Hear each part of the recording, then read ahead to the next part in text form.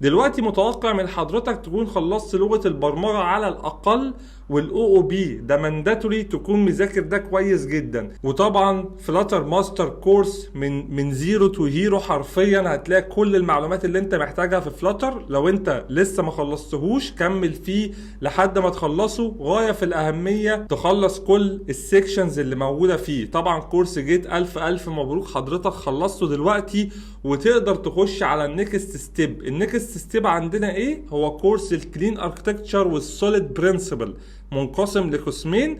قسم كبير شوية خاص بالسوليد برنسبل بكل المشاكل اللي ممكن تواجهك وكل البروبلمز وازاي تحلها وكل الافكار بتاعته ان شاء الله. والجزء التاني الخاص بالكلين اركتكتشر وازاي تقسم البروجكت بتاعك لمجموعة من اللايرز، وازاي اللايرز تتكلم بعض من غير ما يحصل اي فايوليشن لاي برنسبل بنتعلمه. طبعا مع تكملة الرود ماب للنهاية في كورسز تانية، ولكن بكل بساطة امشي على الرود ماب اللي انا حاططها لك. اياك تشتت نفسك، مش عايزك تبقى راجل مشتت عشان تعرف تمشي بشكل سريع شوية.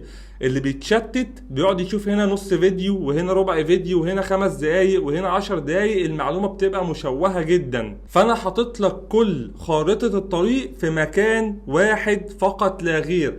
تخش الويب سايت او المنصة دي، تبدأ تمشي على الكورسز بالكامل لحد ما حضرتك تخلص كل حاجة ان شاء الله.